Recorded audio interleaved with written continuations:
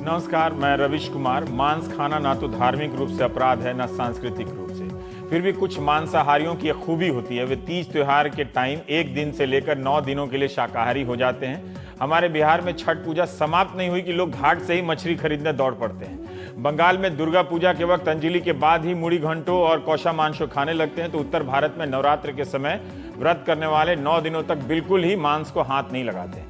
ऐसे कई मंदिर हैं जहां भैंसों की बलि दी जाती है। बीफ का मतलब सिर्फ गाय का मांस नहीं होता है, भैंस, बैल और बछड़े का भी होता है। बीफ खाने के विवाद को हमें मांसाहार बनाम शाकाहार वालों से अलग देखना चाहिए। वो लोग काफी उदार होते हैं। वैसे केंद्रीय मंत्री मुख्तार अब्बास नकवी ने आज तक के मंथन कार्यक्रम में राजदीप सरदेसाई से कह दिया कि जो ये आस्था और विश्वास का मुद्दा है, गाय को भारत में पवित्र माना जाता है, तो हम इसे मारने की अनुमति नहीं दे सकते।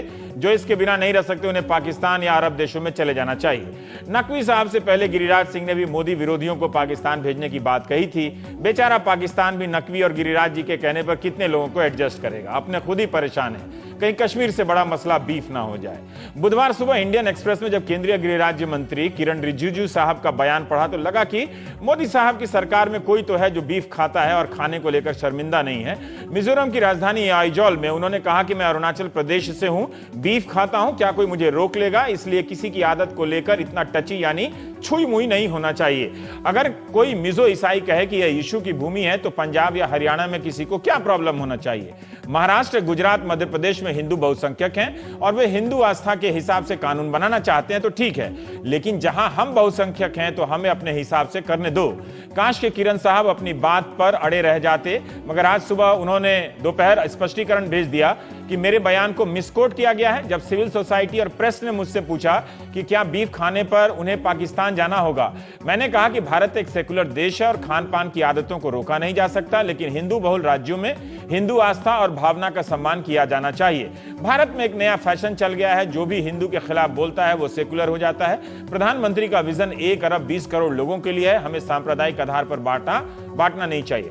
वैसे गौर से देखेंगे तो इसमें दोनों बयान में आई वाज मिसकोटेड के अलावा कुछ भी मिसकोटेड नहीं है, लेकिन इसमें रिजिजू साहब बीफ खाने का समर्थन तो कर ही रहे हैं।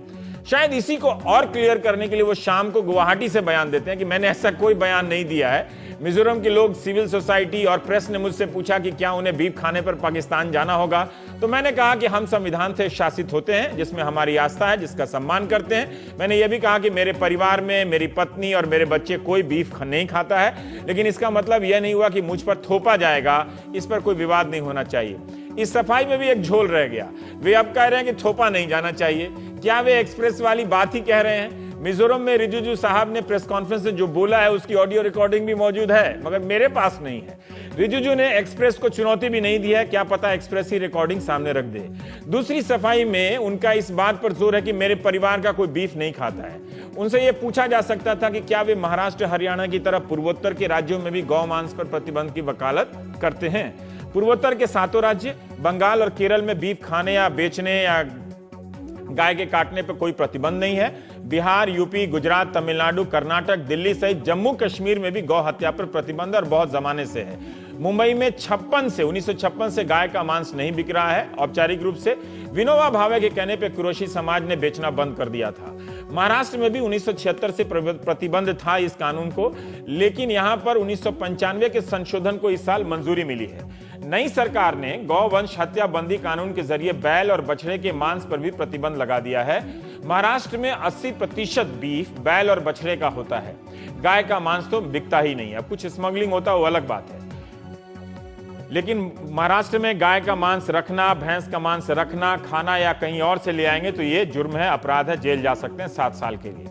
भारत दुनिया में ब्राजील के बाद भैंस के मीट का दूसरा बड़ा निर्यातक देश है। महाराष्ट्र, पंजाब और आपका उत्तर प्रदेश सबसे ज्यादा निर्यात करते हैं। भैंस को लेकर कोई राजनीति नहीं है, जबकि आप हरियाणा और पश्चिम उत्तर प्रदेश चले जाएं तो पता चलेगा कि लोग अपनी भैंसों से कितना प्यार करते हैं, बहुत प्यार करते हैं, लेकिन वे इस भैंस के निर्यात पर आंदोलन भी नहीं करते हैं। कांचा इलैया ने बफेलो नेशनलिज्म किताब में सवाल उठाया कि गाय पवित्र है तो भैंस क्यों नहीं है?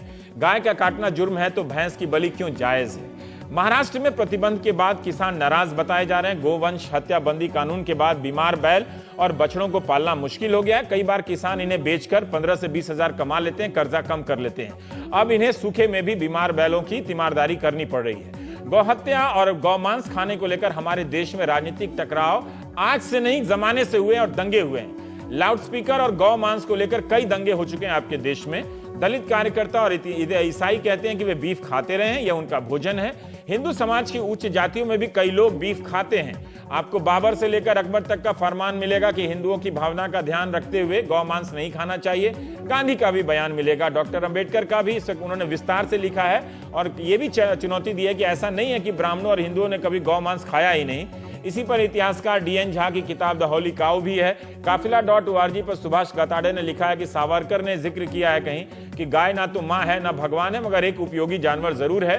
दूध क्रांति के जनक वी कुरियन ने अपनी आत्मकथा में लिखा है कि हमारे डेयरी बिजनेस में जरूर है कि जो अस्वस्थ गाय हैं उन्हें हटाते रहना चाहिए ताकि जो सीमित संसाधन है उसे स्वस्थ गायों तक पहुंचाया जा सके। मायावती ने महाराष्ट्र में गौवंश हत्या कानून का समर्थन किया है। पंजाब सरकार ने इसी 20 मई को एक फैसला किया है कि राज्य के 472 गौशालाओं को मुफ्त बिजली दी जाएगी। देश की 6 बड़ी मांस निर्यातक कंपनियों में 4 के मालिक हिंदू हैं। बीमार गायों और चौराहों पर पॉलीथीन खाने के लिए मजबूर गायों के लिए तो कुछ भी नहीं है। बूढ़ी और बीमार गायों का रखरखाव कौन करेगा? भारतीय राजनीति के इस सवाल पर ऐसा कुछ नहीं बचा है जो कहा नहीं गया है। रोजगार से लेकर आहार तक इस पर चर्चा हो गई है। रिजिजू साहब हो सकता है कि एक बार और सफाई दें, लेकिन क्या हम इसे लोकतांत्रिक अधिकारों के चश्मे से देख सकते हैं? नहीं, खाने वाला तो वैसे ही मांस नहीं खाता है किसी भी चीज का, और जो खाता है उससे कानून से ही क्यों वंचित किया जाए।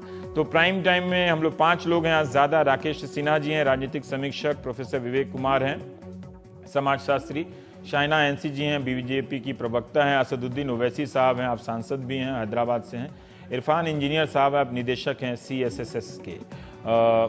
शाइना जी, मैं आपसे ही शुरू करना चाहता हूं कि देखिए, गोवा के एक मंत्री भी कह चुके हैं, लक्ष्मण जी, कि भाई हम खाते हैं, हमारी सांस्कृतिक चीज है। अब रिजिजू साहब भी कह रहे हैं जी। तो क्यों ना जो खाता है उसके अधिकारों का या उसकी आदतों का सम्मान किया जाए। रविश जी, मैं आपको एक सवाल पूछना चाहती हूँ कि जब संविधान में एक प्रावधान है और जहाँ कॉन्स्टिट्यूशनली हर एक प्रदेश के जो मेजॉरिटी और माइनॉरिटीज हैं वो अलग अलग दृष्टि से इस मुद्दे को देखते हैं, तो क्यों नहीं बहुमत जब सरकार के पास है और जब सरकार के पास अपने लोकल रिप्रेजेंटेटिव्स के माध्यम से चर्चा होती है, डिबेट्स होती है और फिर वो पारित करना चाहते हैं और फिर जो प्रेसिडेंट ऑफ इंडिया हाँ कहते हैं, तो उसमें किसी को आपत्ति क्यों? हमेशा हम ये सोचते हैं कि ये देखिए, आपके मंत्री ने कहा है, रिजिजू साहब ने कहा, जो कहा है, गोवा के मंत्री ने आपने पढ़ा 2 बार। मैंने उनके तीनों बयान को ध्यान से देख लिए। मेरी जितनी सहज बुद्धि है उसमें तो कोई अंतर नहीं है, वो उतना अंतर तो नहीं है, लेकिन मैं सिर्फ इसका इतना सतहीकरण नहीं करना चाहता कि 2 मंत्रियों में लड़ाई हो गई है। वो बहुत साधारण सा सवाल है, लेकिन मैं ये जानना चाहता हूं कि अगर रिजिजू साहब कह रहे हैं, वो इसकी बात नहीं कर रहे हैं कि उत्तर पूर्वोत्तर राज्यों में इसे लागू कर देना चाहिए, अगर वो कह रहे हैं, गोवा के मंत्री कह रहे हैं, तो क्यों ना जो लोग खाते हैं उनके खाने की भावना का सम्मान किया जा सकता है। यहाँ सिर्फ वो मुद्दा नहीं है जो गोवा में परिस्थिति है या नॉर्थ ईस्ट में है, तो सोशियोलॉजिकल क्लाइमेटिक कंडीशंस भी अलग हैं, उनकी आस्था के मुद्दे अलग हैं। यहाँ हम क्या कह रहे हैं महाराष्ट्र में, जब महात्मा गांधी इस मुद्दे को लेके सबके सामने आते हैं तो कोई प्रश्न चिन्ह नहीं उठता है। जब भारतीय जनता पार्टी ये मुद्दा उठाता है तो अलग-अलग इस्तेमाल होता है कि आप पाबंदी कर रहे हैं। लेकिन सुनिए, जो आप चर्चा के बाद, विवाद के बाद जो आप पारित करना चाहते हैं और ये कानून की दृष्टि से आप बनाना चाहते हैं, और जो ये प्रावधान है, तो हमने गलत क्या चीज की है? मैंने ये नहीं कहा कि आपने गलत किया है कि नहीं किया, उस पर तो मैं जजमेंट नहीं देना चाह रहा हूँ। अभी मैंने तो एक सवाल पूछा है रिजिजू साहब, आप अभी कह रही हैं कि सोशल और कल्चरल क्लाइमेट के हिसाब से लेके एक सेकेंड, लेकिन मुझे प्लीज मेरा पॉइंट तो बता रहे हो। आप जिस ढंग से मुझे रोक रहे हैं, ऐसे मुझे मैं रोक नहीं रहा हूँ। देखिए, ये टीवी में अभी पुराना हो गया है, अभी पुराना हो गया है। और कोई देखिए, मैं जो सवाल कर रहा हूँ उसका जवाब नहीं देकर अगर आप दूसरी भूमिका पढ़ेंगी तो एक एंकर के नाते मैं टोकूंगा ना। मैं ऐसा तो नहीं है कि आप पूरी कहानी सुनाने लगे। मैं दूसरी भूमिका नहीं पढ़ रही हूँ, मैं तो सिंपल सवाल पूछा आपसे और आप बिल्कुल जवाब दे भी रही थी। सरकार जी यस मैं मैम। वही बोल रही हूँ और मैं बार बार यही कहना चाहती हूँ कि जो 21वीं सदी में विश्व भर में गौ माता को लेके इतने सारे मेडिसिनल वैल्यूज हैं, इतने सारे बेनिफिट्स हैं, संस्कार के तरफ मैं ये मुद्दा नहीं उसका उठा तो रही हूँ विवाद कि नहीं है। एक गाय ढंग की से निष्ठा उपयोगिता है, और लेकिन क्षमता पे मैं विवाद बात नहीं कर है। रही हूँ कि उपयोगिता और जो हमें ये भी उपलब्ध करना है और हमारे नागरिकों तक पहुंचाना है, तो मैं मानती हूं कि जो आप एक लेजिटिमेट तौर तरीके से चर्चा करें, विवाद करें। देखिए, और मैं जो उसमें आपके नहीं है, पास मैं कह रहा हूं कि बहुमत जो लोग है और खाते आपके- हैं, अगर रिजिजू साहब खाते हैं, उनके परिवार का जी। लोग खाता है ना। अभी तक उन्होंने नहीं कहा कि वो नहीं खाते, पर वो कह रहे हैं मेरे परिवार के लोग नहीं खाते हैं। शुरू में तो कहा, जब रिकॉर्डिंग आ जाएगी तो क्लियर हो जाएगा। पर अच्छा है ना, कोई खा रहा है तो अपराध तो नहीं कर रहा है ना। मैं इतना ही जानना चाहता उनके हूं। प्रदेश में शायद बहुत सारे लोग खाते हैं और शायद उनकी जो प्रतिक्रिया है उसके प्रति आप मुझसे कोई बयान नहीं ले सकते हैं। ठीक है। लेकिन मैं जरूर कहना चाहती हूं कि जो अरुण जेटली जी ने आज बयान दिया वो बिल्कुल स्पष्ट है कि सरकार एक तरफ कोई बयान से तय नहीं करता है कि कानून कायदा क्या होना चाहिए। एक सिस्टम है, एक फॉर्मेट है और उस आधार पे हर एक प्रांत प्रदेश की जो नीति है, रणनीति है, वो अलग होती है और उनको सोचना है कि उनके जो लोग हैं उनके प्रति क्या है और क्या करना चाहिए। ठीक है ओवैसी साहब, मैं आपसे जानना चाहता हूं कि आप ही के कार्यक्रम से ये विवाद हुआ पाकिस्तान वाला, इसका एक राजनीतिक पक्ष तो है। अगर इसे हम भावनात्मक और आस्था से ना जोड़ें तो महाराष्ट्र में जरूर एक 76 के बाद 95 का जो बिल था उसको राष्ट्रपति मंजूरी देते हैं, लेकिन ये जम्मू कश्मीर में भी बैन है। अगर कानून स्पिरिट के हिसाब से देखें तो लागू होने की मात्रा चाहे कहीं भी कम बेसी हो सकती है। यूपी में भी है, बिहार में भी है ना। तो जब बैन होता है तब हम हंगामा करते हैं, लेकिन जब जहां पर बैन लगा हुआ है उसको हटाने के लिए कोई हंगामा नहीं करता है। देखिए, महाराष्ट्र में जो बैन लगाया गया है वो बुल्स और बुलक्स के ऊपर है, और जो महाराष्ट्र की गवर्नमेंट ने, फडणवीस गवर्नमेंट ने जो पिटीशन हाई कोर्ट में दिया है उसमें कहीं पर भी जिक्र नहीं किया कि हिंदू आस्था का मामला है। कैसी अब बात कर रहे हैं, बीजेपी के स्पोक्सपर्सन हिंदू आस्था की बात कर रहे हैं। वहां पर यह कहा गया कि हमको बफलो को, सॉरी बुलक्स को और बुल्स को बचाना है, ये कहकर आर्ग्यू किया गया। दूसरी बात यह है कि एक तरफ तो एक मिनिस्टर कहते हैं कि पाकिस्तान जाना पड़ेगा, फिर अरुण जेटली साहब उनकी तंबीह करते हैं कि इस तरह का बयान नहीं देना चाहिए था नकवी को। फिर नॉर्थ ईस्ट के हमारे एमओएस होम कहते हैं कि मैं खाता हूं, बाद में वापस ले लेते हैं। देखिए, ये समझना ये चाहिए कि जितने मुसलमानों में जो कुरैश बरादरी के लोग, जो गरीब लोग हैं, जो इसका रोजगार से रास ताल्लुक है, बीजेपी के बड़े बड़े लीडर्स नहीं खाते होंगे, वो कारोबार नहीं करते होंगे, प्राइम मिनिस्टर नहीं खाते होंगे, मगर हिंदुस्तान में एक गरीब दलित, गरीब कुरैश बरादरी के मुसलमान, ऐसे ओबीसी के लोग खाते हैं, कारोबार करते हैं। एक ही झटके में 5 लाख लोग बेरोजगार हो गए महाराष्ट्र में। मराठवाड़ा में अब तक 500 किसान खुदकुशी कर लिए। उन किसानों को राहत नहीं पहुंचा सकते आप, और बात कर रहे हैं कि बुलक्स और बफलो को बचाएंगे इसलिए कि आस्था का मामला है। तो ये बीजेपी का ये फसाड है कि एक बयान देता है, दूसरा एक बयान देता है, और बीजेपी के स्पोक्स पर्सन आज कहते हैं कि नहीं, इसका हमारा आस्था से ताल्लुक है। हमने स्वास्थ्य की बात की। आपने मैडम, आपने अपने इनिशियल रिमार्क्स में आपने बार बार इस बात को कहा। मैं आप ही की बात के ऊपर बयान दे रहा हूं कि आपकी गवर्नमेंट महाराष्ट्र में हाई कोर्ट में क्या बयान दिया वो आप भी मेरी बात का जवाब नहीं दे रहे हैं। मैंने कहा कि हंगामा महाराष्ट्र में बैन हुआ तब हुआ, लेकिन पहले भी कई राज्यों में प्रतिबंधित तो है ना। तो जहां प्रतिबंधित है वहां भी खाने पीने को अधिकार को चुनौती मिलती होगी, तो उनको हटाने के लिए तो पहले से कोई हंगामा नहीं होता, जैसे यूपी में है, जैसे बिहार में है। सुप्रीम कोर्ट का जजमेंट है, जिसमें सुप्रीम कोर्ट के उस जजमेंट को मुझे पसंद नहीं है मगर मानना पड़ेगा, जिसमें सुप्रीम कोर्ट ने कहा कि हां, काउ स्लॉटर एक्ट को वैलिड करार दिया सुप्रीम कोर्ट ने, मगर बुल एंड बफेलोस पर तो सुप्रीम कोर्ट ने कुछ नहीं कहा। महाराष्ट्र की बंबई हाई कोर्ट ने भी यही कहा कि हम इस पर फैसला करेंगे, मगर किसी को हरासा मत कीजिए, किसी को परेशान मत करिए। 5 साल की सजा, 7 साल की सजा।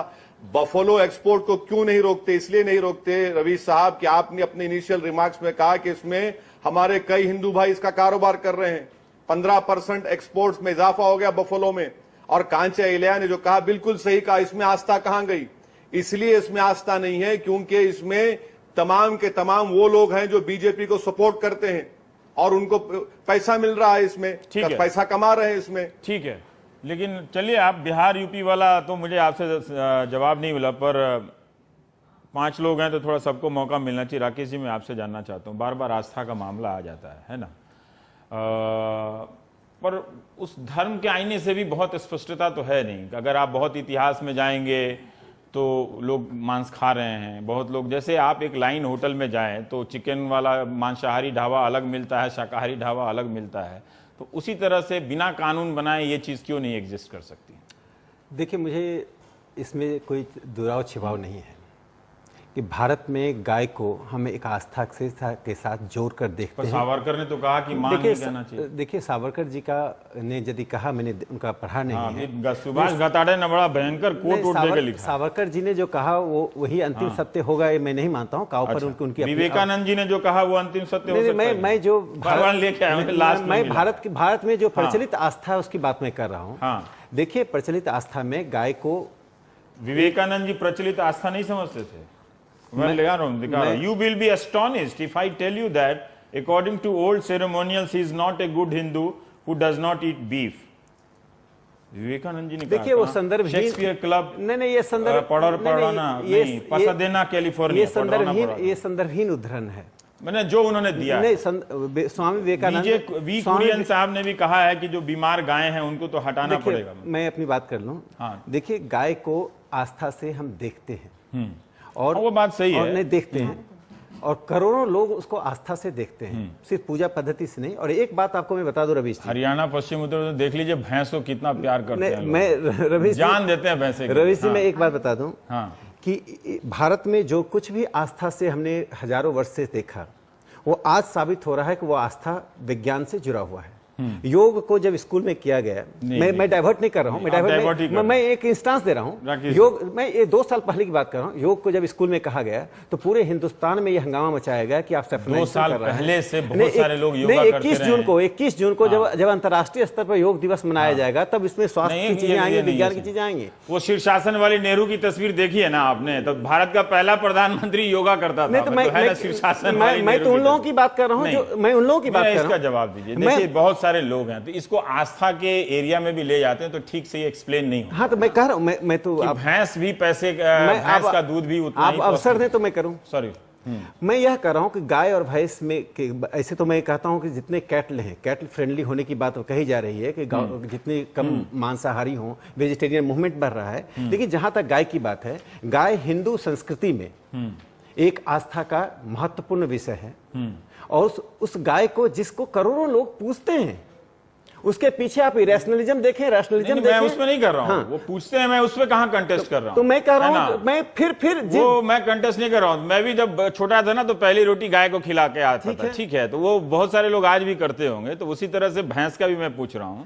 लेकिन जैसे ही आप बहुत सारी चीजों को जानने लगते हैं, तो फिर मैं विवेकानंद जी का क्या करूं? आप एक्सेप्ट करते हैं पहले? नहीं, मैं विवेकानंद जी ने गाय स्लॉटर, काउ स्लॉटर का विरोध किया है। नहीं, उन्होंने ये भी कहा है ना, तो पहले तो ये एक्सेप्ट कीजिए कि भाई हिंदू लोग पहले खाता था ना। देखिए, उसपे देखिए, जब खाता था कि नहीं, थियोलॉजिकल डिबेट में जाएंगे, इसके कई आयाम मिलते हैं। हिंदू कोई सेमेटिक रिलीजन नहीं है कि एक पुस्तक पर हम आधारित हैं। तो जब सेमेटिक नहीं है तो सब हिंदू मान के सब एक धारणा क्यों थोप रहे हैं? मैं कह रहा हूं, आप डाइवर्सिटी एक्सेप्ट कीजिए, विविधता। कह रहा हूं, जहां पर करोड़ों लोगों की आस्था का सवाल हो, यदि बीफ ईटिंग अस्तित्व से जुड़ा हुआ प्रश्न है, यदि अस्तित्व से जुड़ा हुआ प्रश्न है, तो फिर राष्ट्रीय कानून ले आइए, फिर तो पूर्वोत्तर में भी लागू कीजिए। मैं जो यह आदत से जुड़ा हुआ प्रश्न है या अस्तित्व से जुड़ा हुआ, यदि फूड हैबिट है या अस्तित्व से जुड़ा हुआ प्रश्न है, यदि एक्जिस्टेंशियल प्रश्न है तो हम इस पर विचार कर सकते हैं। ये एक्जिस्टेंशियल प्रश्न मुझे बताइए कि जो बूढ़ी गाय हैं, जो पॉलिथीन खाती रहती, उनके लिए तो मैं किसी को उद्वेलित होते नहीं देखता। गौ हत्या का यह कोई तर्क नहीं है। जैसे इन गायों के लिए गौशाला खोली जा रही है, इसकी प्रबंध किया जाए।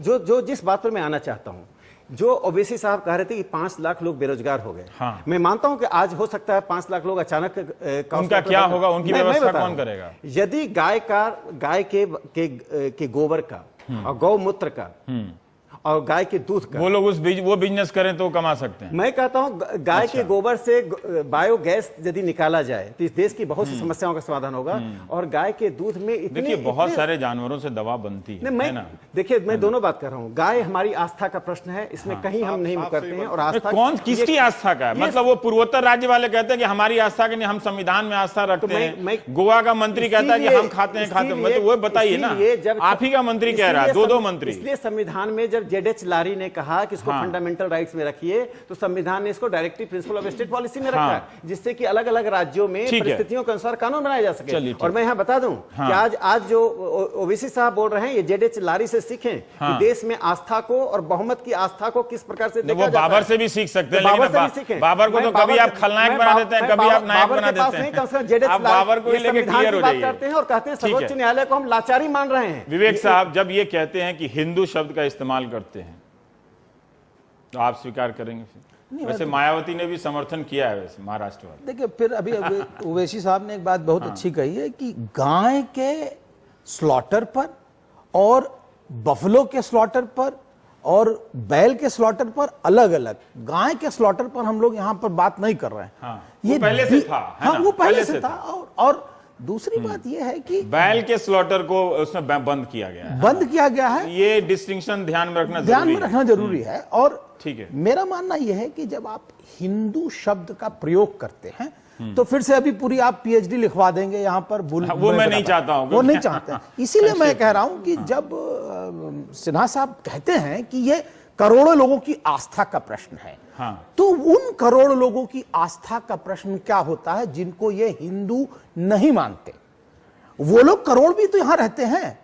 और आप केवल अपनी आस्था की बात जब करते हैं तो इसका मतलब दूसरे वाले जिनको आपने व्यक्ति नहीं समझा उनका क्या होगा? मैं 17.5-18% अस्पृश्य लोगों, तथाकथित अस्पृश्य शेड्यूल कास्ट लोगों की बात करना चाहता हूं, जो लोग खाते हैं।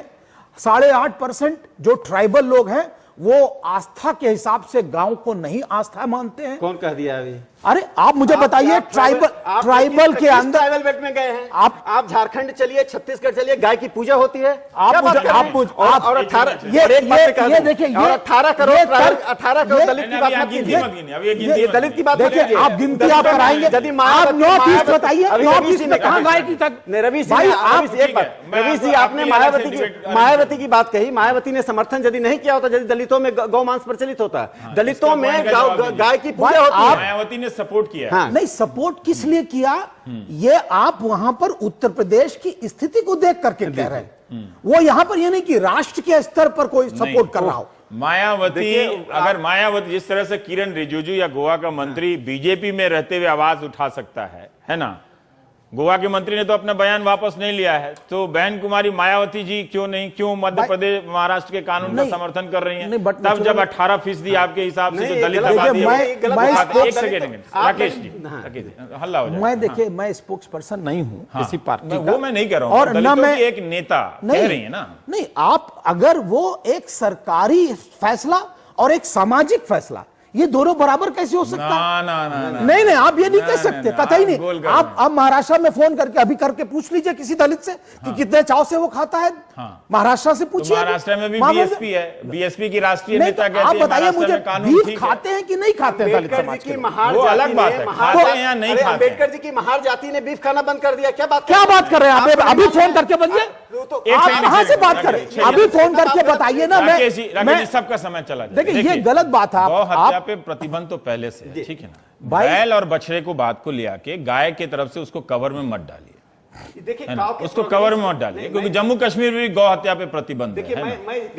वो बैल और बछड़े की बात है। गाय पर 2 तर्क देना चाहता हूं। आप बैल पे तर्क दीजिए। नहीं, मैं गाय पे नहीं जा। जब गाय पे प्रतिबंध नहीं है, बैल और गोवंश उस पे लिखा हुआ, बैल और बछड़े पे है, उसका तर्क दीजिए। देखिए, मुझे क्या बैल से भी हमारी आस्था जुड़ी हुई है? देखिए, मेरा एक प्रश्न आपको सुनना पड़ेगा कि आस्था, इंजीनियर साहब का समय नहीं, मैं ये कह रहा हूं, आस्था और आस्था, उसके बाद वैज्ञानिक तर्क, ये दोनों जो है कालांतर में सोचे हुए हैं। ये आस्था कब से पल्लवित हुई, इसका जरा शिनाख्त मुझे करा तो दीजिए। पीएचडी हो देखिए नहीं, पीएचडी नहीं हो आप बताइए समय बैल और अंतराल तो बछड़ा में बताना कौन सी पड़ेगा ना। संस्कृति आ गई? देखिए बैल और बछड़ा में देखिए, बता सकते हैं। गांव और इसके प्रोगनीज, हाँ। ये आस्था। बैल और बछड़ा में कब से आ देखिए गया? अभी तो गाय की पूजा हो रही थी। सवाल ये उठता है कि जब गौ हत्या पर गांव गांव में लोग बैल को दाग देते हैं, आपको तो मालूम ही है। हम लोग एक ही राज्य से आते हैं, दाग देते हैं कि नहीं दाग देते हैं? नहीं दाग अब के देखिए- छोड़ देते हैं, नहीं, उसको नहीं, फिर देखिए- मारते हैं। देखिए अब ये परिस्थितियां बदली हैं, लोग बहुत से शोध हुए हैं और शोध के बाद ये पता चला है कि गाय की पूजा होती है, गाय चलिए वो तो ठीक है, लेकिन आपने शुरू में नहीं कहा कि करोड़ों लोगों का आस्था बैल और बछड़े में भी? नहीं, देखिए बैल और बछड़े को जब कुछ राज्य ने जोड़ा है, उनके अपने तर्क होंगे, वो आस्था से ठीक जुड़ा है। हुआ तर्क नहीं है। इंजीनियर साहब। लेकिन इसमें एक बात हाँ। मैं इसमें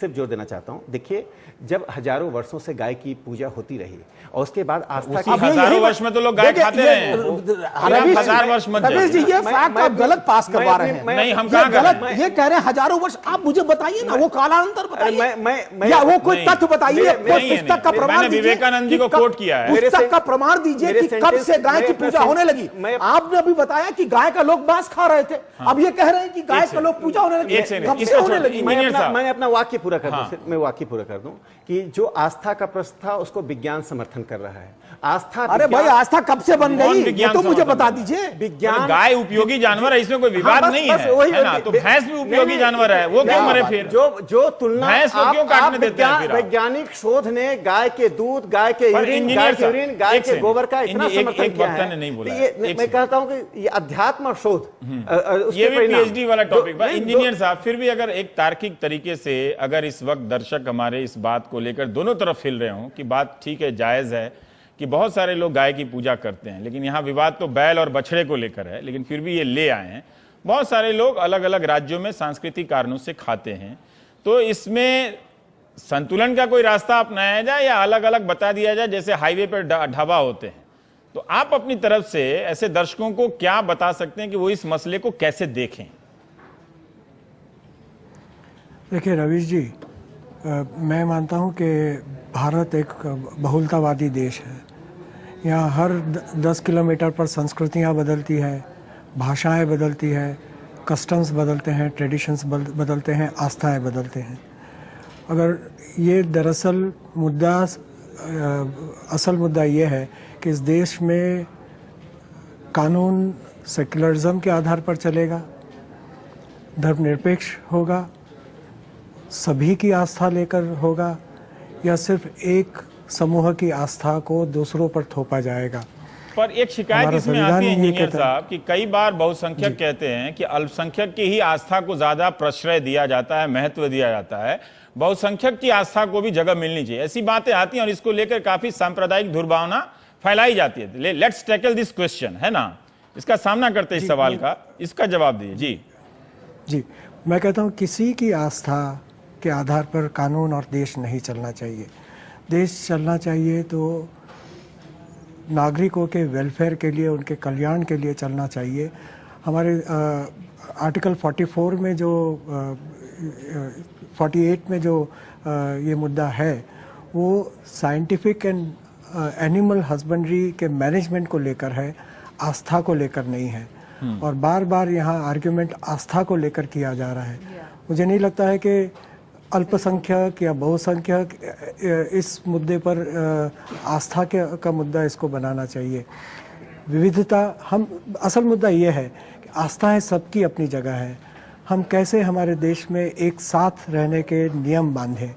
वो नियम अगर एक समूह अपनी आस्था दूसरे समूह पर थोपेगा तो निश्चित ही यहाँ राम मंदिर बनेगा, यहाँ गोहत्या बंदी होगी, यहाँ यूनिफॉर्म सिविल कोड होगा। असल में ये राजनीति गाय के साइंटिफिक मैनेजमेंट या एनिमल हस्बेंड्री के साइंटिफिक मैनेजमेंट के लिए नहीं की जा रही है। ये किसी एक समूह की आस्था को दूसरों पर थोपने के लिए की जा रही है और ये स्पष्ट नज़र आ रहा है।